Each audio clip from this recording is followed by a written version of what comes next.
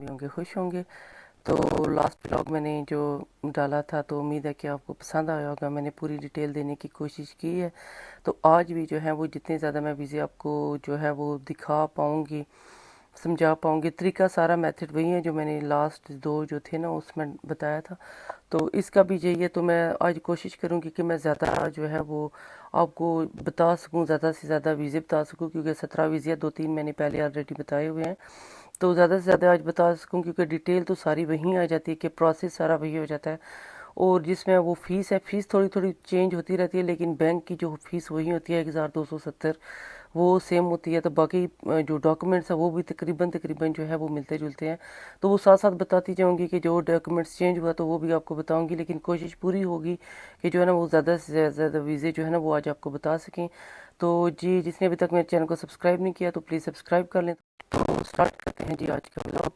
आज सबसे पहले इस वीज़े पे बात करें तो जनाब एनसिस्टी वीज़ा जो है ना, इसमें ये है कि अगर आपके नाना नानी दादी दादी जो है वो यूके में जो उनकी जो है पैदाइश हुई है, तो इस बिना पे भी आप जो है वो यूके आ सकते हो। अगर आप पाकिस्तान में रह रहे हो या बांग्लादेश, इंडिया, जहाँ कहीं भी आप हो, आप वहाँ पे रह रहे हो, लेकिन आपके जो है वो बड़े जो नाना नानी दादा दादी आपके यहाँ पे जो जिनकी बोर्न हुई है, जिनके पास पासपोर्ट है, सारा कुछ है, तो आप जो है उनकी बिना पे जो है वो यूके में आ सकते हो। इसके लिए आपको उनका जी एक जो है बर्थ सर्टिफिकेट वो चाहिए होगा, एक पासपोर्ट उनका चाहिए होगा, एक एनएसएसटी के जो है ना दफ्तर, वहाँ पे आपने वो क्लेम करनी होगी। ठीक है, वहाँ पे क्लेम करके आप जो है वो जब सारा प्रोसेस होगा तो वहाँ से आप जो है वो सिटीज़नशिप आप वहाँ से ले सकते हो। अगर सिटीज़नशिप ना भी दें, वीज़ा भी लग जाए, तो और बहुत से तरीके हैं जो यहाँ पे जो सेटल होने के, और बहुत से तरीके जो है वो आ जाते हैं। ठीक है, तो जनाब ये तो हो गया ये इसका ओवरव्यू। तो जो है बड़ी इजीली जो आगे जो है एक्सटेंड जो होता है बड़ी इजीली जो लग जाता है। ठीक है, तो आपके भी कोशिश करें कि अगर आपके भी जो कोई बड़े यहाँ पे पैदा हुए हैं तो आप उनके थ्रू जो है वो होता है ब्लड टेस्ट होता है, तो अगर आपका मिल जाए तो बड़ी इजीली ये सारा सेटलमेंट सारा काम जो है वो हो जाता है। तो इसके लिए जी इनकी फ़ीस क्या रिक्वायर्ड होगी, फ़ीस भी आपको जी इनकी। तो उसके बाद जनाब जो है क्या आप what can you do and can not do, क्या आप यहाँ पे क्या कर सकते हो और क्या नहीं कर सकते हो।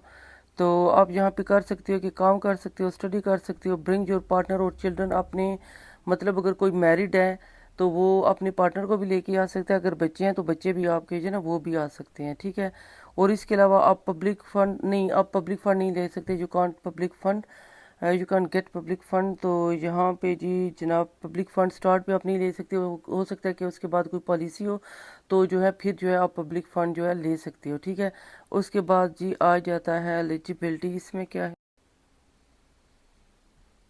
ये देखिए पार्टनर उनका आ गया।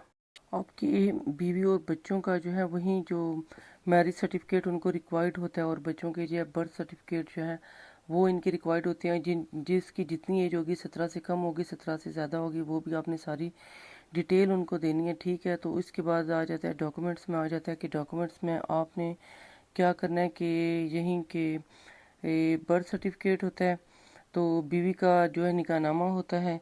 इसके अलावा जनाब उन्होंने आपकी बैंक स्टेटमेंट जो उन्होंने रिक्वायर्ड की है वो भी देखते हैं आगे कितनी रिक्वायर्ड की है।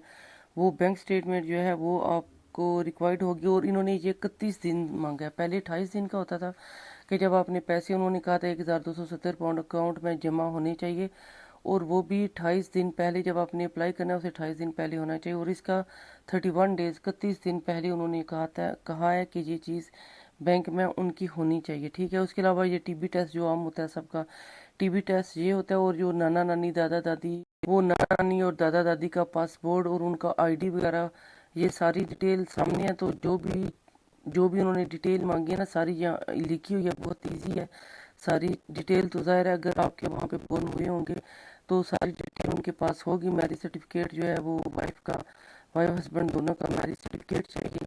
तो बस यही मेन मेन चीज़ें जो होती हैं ना, ये सारी मेन चीज़ें होती हैं। तो बीच में सारा कुछ लिखा हुआ है, डॉक्यूमेंट्स वगैरह सारा कुछ मैं आपको दिखा भी देती हूँ। ये देखें, ये डॉक्यूमेंट्स हैं, ये देखें जी, अप्लाई फ्रॉम आउटसाइड द। तो इसमें क्या आ जाता है कि you must apply online for a UK ancestry visa before you travel to the UK. ठीक है, ये हो गया अप्लाई ऑनलाइन, ये अप्लाई ऑनलाइन है। तो ऑनलाइन आपने अप्लाई करना है। इसके ऊपर जब मैं एडिट करूँगी ना तो सारी वेबसाइट भी डिटेल से लिख दूँगी, ठीक है। ये बहुत ही इजी है ऑनलाइन अप्लाई करना, ना तो इसके लिए कोई आपको लेटर चाहिए, सिर्फ जो है एनसीएसटी में आपने जो है वो अप्लीकेशन जमा करवानी है, ना जॉब लेटर ऑफर चाहिए, ना स्पॉन्सरशिप चाहिए, कुछ भी नहीं चाहिए। सिर्फ उनका पासपोर्ट चाहिए, जिसकी बेस पे आप जा रहे हो उनका पासपोर्ट चाहिए, उनकी आईडी चाहिए, बस ये दो चीज़ें हैं जो आपके पास होनी चाहिए उनकी।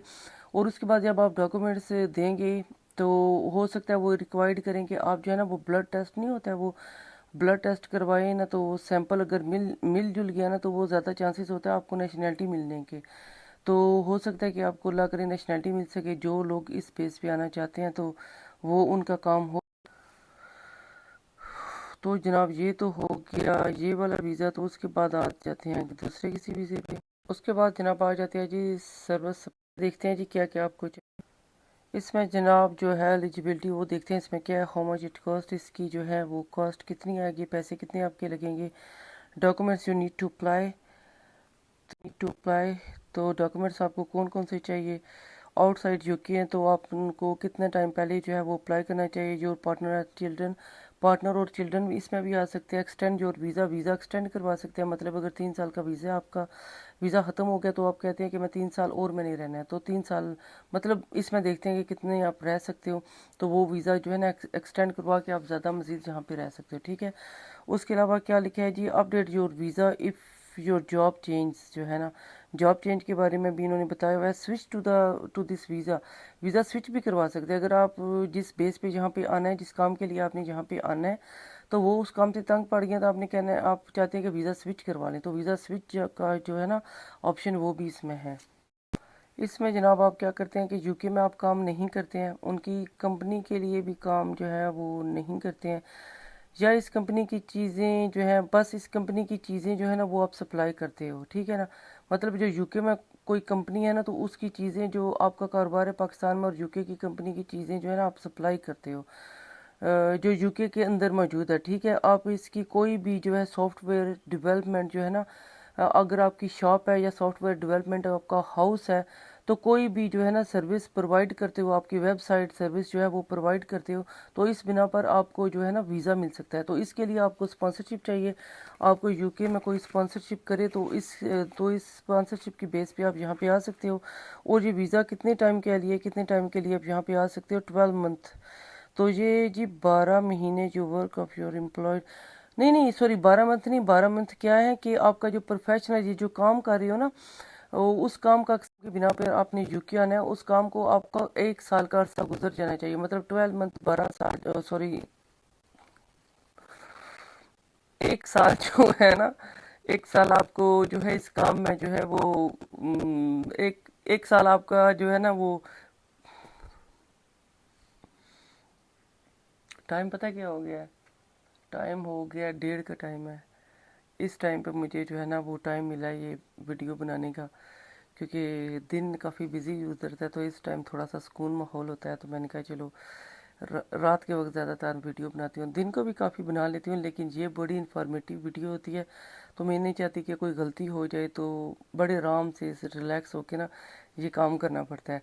तो जनाब इसका एक्सपीरियंस आपको 1 साल का होना चाहिए, अब ठीक बोली हूँ, 1 साल का एक्सपीरियंस जो है ना आपको होना चाहिए, तो उस बिना पे आप जो है ना वो अप्लाई कर सकते हो। तो आप कितना दिन रह सकते हो, ये वीज़ा लग जाने 14 दिन के अंदर अंदर जो है ना आपने जहाँ पे आना है। और जनाब ये maximum you can stay on a service supplier visa 6 or 12 month depending on the type. ये जनाब ये 6 to 12 मंथ बता रहे हैं, ठीक है। तो इसके बाद आ जाते हैं G N other visa before. इसमें काफ़ी ज़्यादा वीज़े जो है ना वो खुल जाते हैं, ओपन करें ना तो इसमें तकरीबन 7-8 किस्म के वीज़े हैं जो खुल जाते हैं। अगर मैंने और भी आपको बताया ना, ग्लोबल बिजनेस मोबिलिटी जो है, वर्कर वीज़ा, सारा कुछ पता नहीं कितने कितने वीज़े इसमें खुल रहे हैं। एक वेबसाइट खोले तो बीच में काफ़ी ज़्यादा वीज़े खुल जाते हैं, लेकिन उनकी डिटेल मैं आपको नहीं देती, अगर वो दूँ तो वो मिक्स अप हो जाएंगे, तो बेहतर है कि मैं सिर्फ एक की दूँ, बाकी जो है ना छोड़ दूँ। तो इसके अलावा जनाब हाउ टू अप्लाई, आपने अप्लाई कैसे करना है, ये जो है एक्सटेंडिंग योर करंट वीज़ा।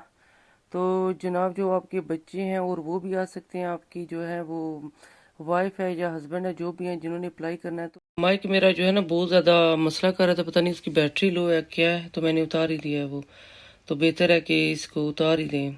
तो कोशिश करूँगी आवाज़ लाउड हो, क्योंकि सारे सोए हुए हैं, आवाज़ लाउड हो, कुछ सोए हुए हैं कुछ जाग रहे हैं, ठीक है। तो उम्मीद है कि आवाज़ मेरी ऊपर नहीं जाएगी, दरवाजे सारे बंद हैं। यहाँ पे देखिए जी, एक बात बड़ी अच्छी इन्होंने लिखी है, if you want to change your job और employer you must apply to update your visa. अगर आप चेंज करना चाहते हैं तो वो भी जो है ना आपके हैं चांसेस हैं चेंज करने के, जहाँ आके 6 माह या 1 साल आप रह सकते हो। तो उसमें भी उन्होंने बताया हुआ है कि अगर आप चेंज करना चाहो तो वो भी ऑप्शन जो है ना वो आपको दे रहे हैं। तो हाउ मच इट कॉस्ट, इसकी जो है वो क्या फीस क्या होगी जी, आपको साथ साथ दिखाऊं, सॉरी मैं अकेली देख रही। ये देखिए हाउ मच इट कॉस्ट और हाउ लॉन्ग इट टेक। तो इसकी कॉस्ट कितनी आ रही है जी, pay the application fees, pay the health charge for each year of your stay. पैसे इन्होंने लिखे ही नहीं है। Check how much money you will need, किधर से देखें, ठहरिए जी देखते हैं, हाँ ये आ गया। हाउ मच इट कॉस्ट जी जनाब, कितनी फ़ीस आ जाती है जी, एप्लीकेशन फ़ीस की आ जाती है £259 और हेल्थ सरचार्ज NHS की जो फ़ीस होती है वो £624 इसके आ जाता है। तो इसके बाद जो है आपके अकाउंट में वही £1270 आपके अकाउंट में होनी चाहिए। तो जनाब ये तो थी जी इनके जो फीसें हैं वो है। तो ये £624 ये फिर से बता रहे हैं, money to support yourself. Bank में ये यही है कि इसमें यही है कि 28 दिन पहले आपने जितने भी पैसे जमा कराने हैं 28 दिन पहले आपकी जो है वो सारी जो पैसे उससे पहले 28 दिन से पहले जो है ना सारे हो जाने चाहिए। If your UK sponsor can support you instead, जनाब ये हो। इसके बाद मैं आ जाऊंगी जी डॉक्यूमेंट्स पे, ये डॉक्यूमेंट्स आ गया, सारे डॉक्यूमेंट्स के हैं। इसमें जी आपको बताते हैं कि डॉक्यूमेंट्स में वो क्या क्या है जो रिक्वायर्ड कर रहे हैं। Your certificate of sponsorship, reference number, जो आपको स्पॉन्सर करेगा ना तो उसका रेफरेंस नंबर सबसे पहले जो है ना वो साइड पे लिखा होता है, उसका रेफरेंस नंबर जो है ना आपको चाहिए होगा, ठीक है। उसके अलावा जी आ जाता है वैलिड पासपोर्ट, वो तो सबका ही वैलिड होता है, वैलिड पासपोर्ट चाहिए उनका। और जो है आइडेंटिटी एंड नेशनैलिटी, आपकी जो है नेशनैलिटी जहाँ से भी आपने अप्लाई करना है तो वहाँ की आपकी जो नेशनैलिटी, जो शनाख्ती कार्ड वगैरह ID वगैरह सारा कुछ जो आपका होता है वो चाहिए। इसके अलावा जॉब्स ऑक्यूपेशन कोड, तो इसके अलावा आ जाता है जी the name of your sponsor and their sponsor licence number. Sponsor licence number जो है ना वो भी आपने वो साथ लिखना है, ठीक है। देना है पेपर में लिख दें या कुछ भी कर दें, लेटर के ऊपर तो वैसे लिखा ही होता है, ये फिर से मांग रहे हैं। तो इसके अलावा एविडेंस मांग रहे हैं कि जो आपकी पर्सनल बैंक अकाउंट की वो जो होता है ना बैंक में जो पैसे जमा करते हैं तो उसकी भी जो रसीदें वगैरह साथ लगे। ये माइक के बगैर मेरी कितनी ज़्यादा आवाज़ आ रही है, ये भी मैंने वो रिकॉर्ड करके थोड़ी सी सुनी है, इतनी आवाज़ खनक रही है। तो माइक तो मेरे ख्याल से उसकी बैटरी लो थी, पता नहीं बार बार डिस्टर्ब कर रहा था। मेरे दिल है आइंदा के बाद मैं माइक ना लगाऊं, घर में खास करके माइक ना लगाऊं, बाहर लगा लिया करूं बाहर जाऊं तो। इसके बाद जनाब ये तो थे जी आपके जितने भी आपने सर्टिफिकेट जो हासिल करने थे, सॉरी डॉक्यूमेंट्स हासिल करने थे। उसके अलावा आ जाता है जी पार्टनर को और चिल्ड्रन का, वहीं पार्टनर के वहीं रिक्वायरमेंट के निकाहनामा इंग्लिश में आना चाहिए, ठीक है। उनके पास बोर्ड और जितनी आपकी सारी चीज़ें हैं, नहीं सारी नहीं मतलब पासपोर्ट उसका, उसकी ID, उसका निकाहनामा सारी इंग्लिश में जो है ना वो होनी चाहिए। तो इसके बाद अगर बच्चों का आ जाता है तो बच्चों का भी वही सेम प्रोसेस, पासपोर्ट और उसका फॉर्म बे फॉर्म जो होता है वो, और बाकी सारी जो होती है रजिस्ट्रेशन जो उनका होता है। तो इसके अलावा ये सारी चीज़ अगर ना आप वो बच्चों के ना साथ लगा लें, अगर स्कूल अगर पढ़ रहे हो स्कूल का, अगर स्कूल या कॉलेज जहाँ पे भी हो और जहाँ पे आपने थोड़ा बहुत ट्रीटमेंट करवाते हैं, जब बच्चा बीमार होता है ट्रीटमेंट करवाते हैं, तो वो भी अगर आप साथ लगवा लें ना तो ज़्यादा बेस्ट होता है। वो कितने बंदे हैं ना वो जो साथ लगवाते हैं, तो वो जो है ना वो ज़्यादा बेस्ट होता है इसके लिए। तो जनाब इसके बाद आ जाते हैं अदर डॉक्यूमेंट्स, और क्या इनको चाहिए इसके अलावा, ठहर जाए देखते हैं ये और कौन सी चाहिए। उसके अलावा जी उन्होंने वो जॉब के हवाले से लिखा हुआ है जहाँ पे आप जॉब करते हो तो वो प्रूव करना है, तो उसके लिए ATS जो सर्टिफिकेट है तो वो जो है उसका कोई प्रूफ चाहिए उनको, तो वो भी आपने साथ जी लगा लेना है, ठीक है। तो इसके अलावा वहीं जिस फीसें मैंने आपको सारी बता दी हैं, हाउ मच इट कॉस्ट, वो फिर से वो पूछ रहे हैं बार बार, वो बच्चों का जो सारा जो है ना वो सारा बताते हैं, ठीक। उनकी फ़ीसें कितनी हैं, बच्चों की फ़ीसें कितनी हैं, वो जो पहले मैंने आपको बताया हुआ था, पहला जो व्लॉग बनाया उसमें सेम वही सारी चीज़ें फ़ीसें वगैरह जो है ना वो होती हैं। तो मैं आज जो है ना वो डिटेल जो है वो कल वाली मैं काफ़ी ज़्यादा दी थी, तो ये मैं चाह रही हूँ कि ज़्यादा से ज़्यादा मैं आपको वीज़े के बारे में बताऊँ डिटेल, फीस वगैरह सारा कुछ वही होता है, थोड़ा बहुत जो है ना वो आगे पीछे जो है वो कर लेते हैं। तो जनाब इसके बाद आपने ये सारे पेपर सबमिट करवा के तो ऑनलाइन अप्लाई कर देना, ठीक है। इनके लिए जो है ना वो स्पॉन्सरशिप की लेटर जो है ना ज़रूरत होती है, वो स्पॉन्सरशिप जो है ना आपने लेनी है। अब आ जाता है जी स्किल्ड वर्कर। इसके जनाब देखते हैं जी ओवरव्यू में क्या है। बहुत ज़्यादा इसमें जो है ना वो मतलब कि 100 से ऊपर है कैटेगरी लोग स्किल्ड वर्कर वीज़ा, पता है बहुत ज़्यादा होते हैं। तो 100 से ऊपर जो है लोग डिफरेंट किस्म के जिनमें स्किल है 100 से ऊपर जो है वो अप्लाई कर सकते हैं, ठीक है। तो जनाब ये आपने सारा पढ़ना है, मैं आपको जो है नहीं दिखा सकती, मैं क्या करूँ मैं तो, लेकिन ये है कि आप 100 से ऊपर जो लोग हैं वो ये चीज़ें अप्लाई कर सकते हैं। तो बेसिक जो मेन चीज़ यहाँ पे उन्होंने क्या लिखी हुई है वो मैं आपको दिखाती हूँ कि डेटा जो है वो साइंस, वो एनालिटिक्स और डिजिटल मार्केटिंग जो है ना ये ज़्यादातर जो है ना ऊपर स्टार्ट पे इन्होंने लिखी हुई है, और 100 से ऊपर स्किल्स हैं तो इस वीज़े को जो अप्लाई कर सकते हैं। और क्या है जी, इसके लिए आपको जॉब चाहिए, ठीक है ना। जॉब चाहिए तो जॉब लेटर जो है वो आपने अप्लाई करना है। इसके लिए जॉब लेटर आपने अप्लाई करना है। जो स्किल है आपने उससे, जो आपके अंदर स्किल है ना तो आपने उससे रिलेटेड जो है ना जॉब लेटर आपको चाहिए जो आपने यहाँ पे अप्लाई करना है, ठीक है। और जो है आपका जो ये कितना वीज़ा, कितने साल, how long you can stay है, यहाँ पे आ जाता है जी 5 साल जो है आप यहाँ पे रह सकते हो, ठीक है। उसके बाद आप वीज़ा एक्सटेंड करवा सकते हो। वो भी कितने साल का लगना है वो भी देखते हैं, कितने साल का वीज़ा लगेगा फिर दोबारा से आपका। इसके लिए जनाब नॉलेज ऑफ इंग्लिश इन्होंने ये मस्ट रखा हुआ है कि आपकी जो लैंग्वेज है ना इंग्लिश लैंग्वेज, ये ठीक ठाक होनी चाहिए, अच्छी होनी चाहिए आपकी लैंग्वेज जो है। उसके अलावा फिर यही है कि जो है ना आप दोबारा से वीज़ा एक्सटेंड करा सकते हो। हाउ टू अप्लाई, तो आउटसाइड यूके हो, इनसाइड यूके हो, extending your current visa, inside UK हो तो switching from a different visa. जनाब ये तो हो गया। How long it takes, 3 months before the day you are due to start work in the UK, getting a decision, 3 weeks outside the UK or 8 weeks inside the UK. How much it cost, ये cost check करते हैं, इसकी cost क्या है, कितने पैसे आपके लगते हैं, ये चेक, ये पैसे यहाँ पे देखते हैं कितने लगते हैं यहाँ पे जी स्किल वर्कर के पे। एप्लीकेशन फीस जी जनाब आ जाती है £625, और ये क्या 1423 pound depending on your circumstances, 1423 pound, ठीक है। ये जनाब हो गया हेल्थ सरचार्ज NHS के 624 पाउंड, ये आपने 1 साल का जमा करवाना है। सपोर्टिंग योर सेल्फ वहीं बैंक में 1270 पाउंड जो है वो आपके होने चाहिए। You will pay lower application fees, shortage occupation, ये क्या है जी आगे। ये एग्जाम्पल इन्होंने दी हुई है, एग्जाम्पल ये करें तो ये होगा, ये करें तो ये होगा। इसके अलावा एप्लीकेशन फ़ीस, और कौन सी एप्लीकेशन फ़ीस है, if you are applying from outside the UK, ठीक हो गया। आउटसाइड UK से अगर आप जो कर रहे हैं अप टू 3 इयर्स के लिए वो 625 पाउंड पर पर्सन की फ़ीस है। इसके अलावा अगर जनाब हैं मोर देन 3 ईयर्स तो 1423 पाउंड पर पर्सन के लग रहे हैं। तो ये हो गया the fees each person applying is shortage occupation list, ठीक हो गया। मैं कंफ्यूज हो जाएंगे अगर आपको ज़्यादा यहाँ पे आगे क्या बताया ना तो कंफ्यूज हो जाएंगे, तो बेटर है कि मैं शॉर्ट आपको बताऊँ, ठीक है। तो ये सारी जी इनकी फ़ीस है। तो डॉक्यूमेंट्स भी मैंने आपको बताया, डॉक्यूमेंट्स आ गया, इसमें भी आपके बीवी और बच्चे आ सकते हैं, ठीक है।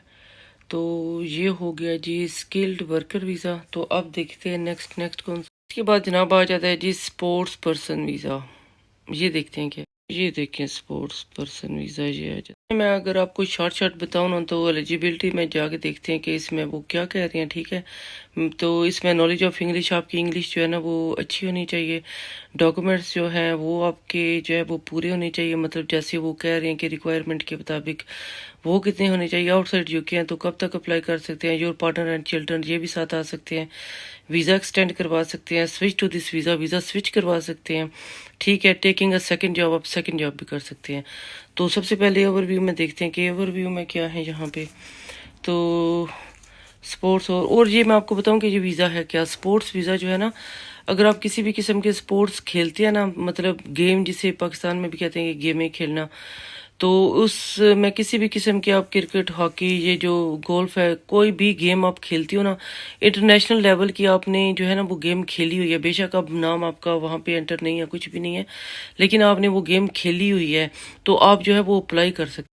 अगर आप यहाँ पे लिखा हुआ है कि अगर आपने आईपीएल में खेला हुआ है या डोमेस्टिक के अंदर भी आप खेल चुके हैं, तो भी जो है ना आप ये अप्लाई कर सकते हो, ठीक है। तो ये मेरे ख्याल से कि वो लोग जो अब वो ये चीज़ें नहीं करते, मैच नहीं खेलते, सारा कुछ, तो उनके लिए तो ये बड़ी बेस्ट चीज़ है। जो स्पोर्ट्स के हवाले से जितने भी ये जो लोग हैं, तो उनके लिए जो है ना ये चीज़ बेस्ट है। तो इसमें आप सेकंड जॉब भी कर सकते हो। आपको सर्टिफिकेट ऑफ स्पॉन्सरशिप जो है वो आपको चाहिए, सर्टिफिकेट ऑफ स्पॉन्सरशिप जो है ना वो आपको चाहिए। तो जनाब इसमें पार्टनर और बच्चे वहीं के जो वो भी आ सकते हैं। यू कांट गेट जो है ना पब्लिक फंड, आप पब्लिक फंड स्टार्ट पे आप नहीं ले सकते। उसके बाद मेरे ख्याल से आप ये चीज़ें जो है ना वो गवर्नमेंट आपको प्रोवाइड कर देती है। तो जनाब यहाँ पे आप कितने रह सकते हो? Prove that you can speak and understand English. आपकी स्पीकिंग इंग्लिश, अंडरस्टैंडिंग की, स्पीकिंग की, लिसनिंग की जो है ना वो अच्छी होनी चाहिए, ठीक है। इसके बाद आ जाता है इफ़ यू अप्लाइंग टू, इसके अलावा जी मनी सपोर्ट्स योर सेल्फ, वहीं सारा तरीका जो बनी पहले। तो पैसे वहीं कि 1270 पाउंड आपके अकाउंट में आना चाहिए, ठीक है। बाकी डिटेल सारी तकरीबन जो है ना वो चेकिंग सारी तकरीबन एक जैसी होती है।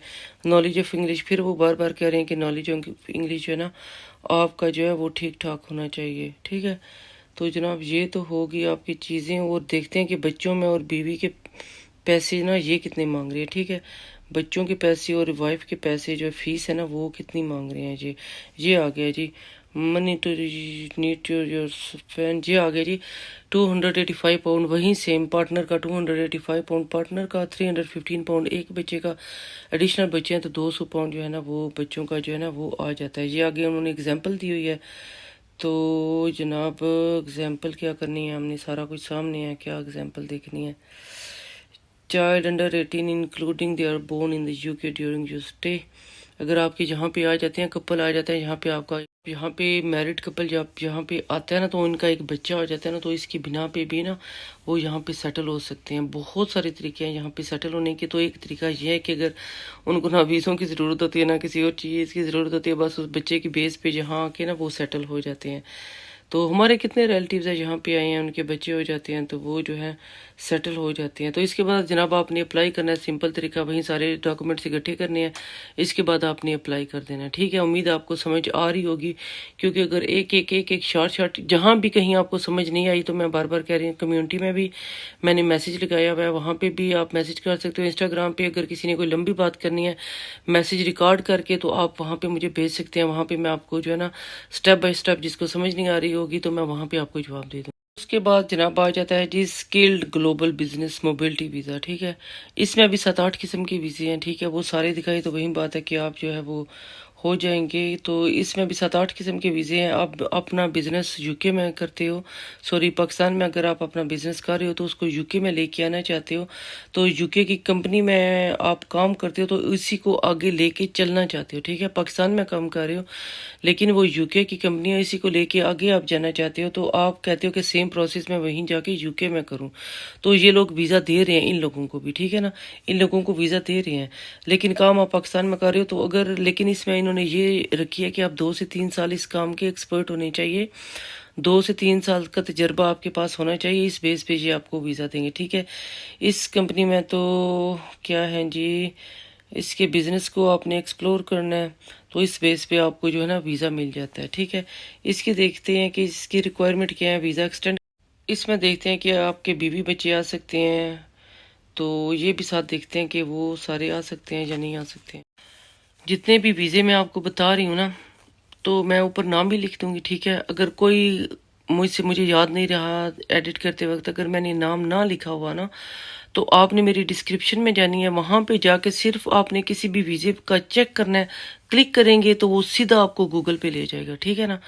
क्योंकि बार बार मुझे सारे पूछते हैं कि हम कैसे जाएं, हम नहीं आ रहा है। कुछ लोग कहते हैं कि जैसे आप लैपटॉप पे कर रहे हो वैसे हमसे नहीं हो रहा। तो मैंने जो लास्ट वीडियो बनाई थी ना, वहां पे भी डिस्क्रिप्शन में मैंने ये चीज़ दी हुई है, वहां पे वेबसाइट दी हुई है। आप जो ही उस पे जाकर क्लिक करोगे ना, वो सीधे आपको जो है गूगल पे ले जाएंगे। तो इसमें भी सारी मैं डिटेल दूंगी वहां पे, ठीक है। ना समझ आ रही हो, ना आ रहा हो, तो आपने वहां पे जाना है, डिस्क्रिप्शन में जाके आपने क्लिक करना है, ठीक है। तो आगे जनाब आ जाता है जी डोमेस्टिक वर्कर। जो लास्ट टाइम मैंने बताया था ना कि जो घर की जो मुलाजमा है, तो वो अगर आप चाहते हैं कि यहाँ पे आए तो उनका वीज़ा जो है ना, उनका वीज़ा भी ओपन हुआ है। तो इनकी रिक्वायरमेंट क्या है वो भी आपको इसका बताते हैं। ये देखें डोमेस्टिक वर्क। और इसमें ये नहीं है कि सिर्फ जो है वो आप जो है वो सफाई करने वाली हैं, इसमें शेफ भी आ सकते हैं, जो कुक होते हैं वो आ सकते हैं, माली आ सकते हैं।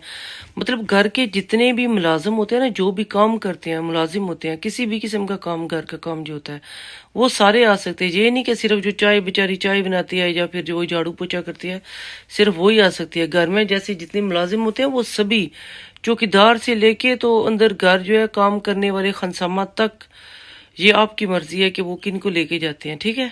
ये सब का होगा। तो इसके लिए उनका स्पॉन्सरशिप, जो आपको लेके जाएंगे ना, उनका स्पॉन्सरशिप आपको चाहिए। इसमें थोड़ी सी चेंजिंग है, ये मैं चेंजिंग क्या है ये मैं आपको बताती हूँ। अब इसकी फीस जो है ना वो थोड़ी सी डिफरेंट है। इसकी फीस आ जाती है जी, डोमेस्टिक वर्कर वीज़ा में आ जाता है £531 जो है ना, इसकी फीस आ जाती है। How long you can stay, कितना टाइम रह सकते हो आप यहाँ पे, अप टू 6 मंथ हैं, बस 6 मंथ रह सकते हो आप।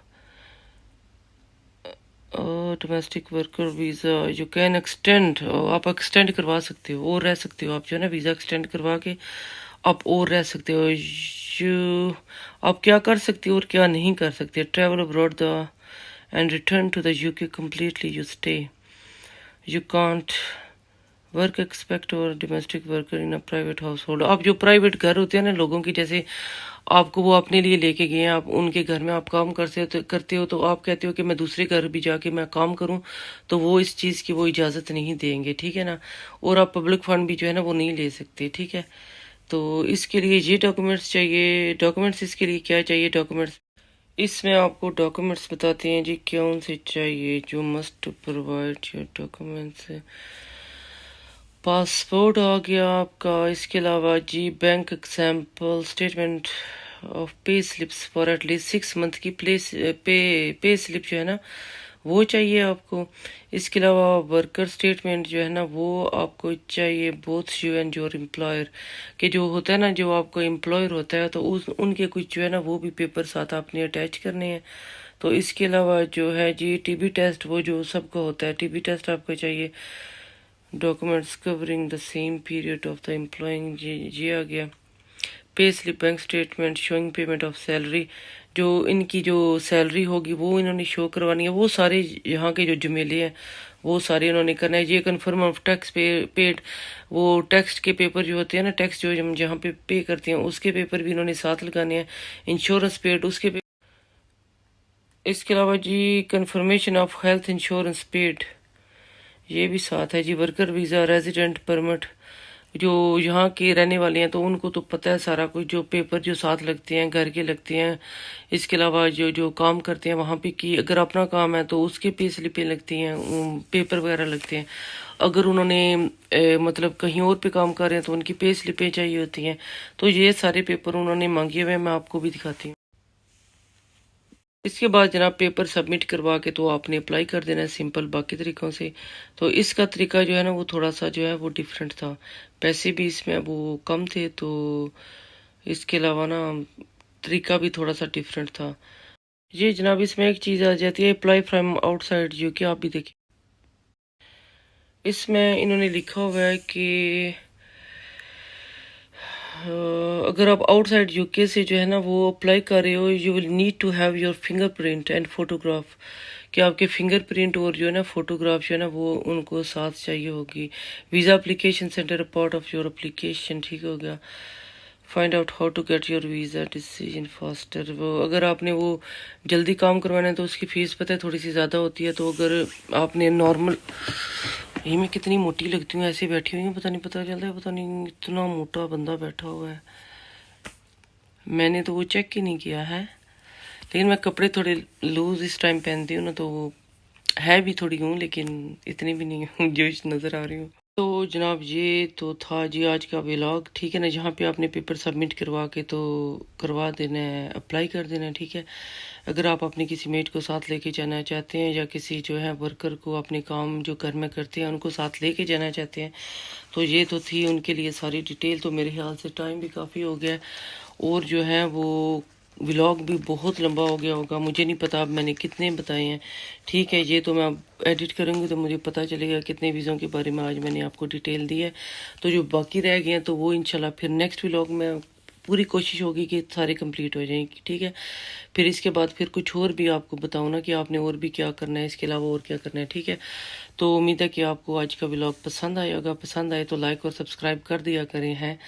तो मिलेंगे फिर किसी नेक्स्ट व्लॉग में मिलते हैं फिर, हैं। अल्लाह हाफिज़।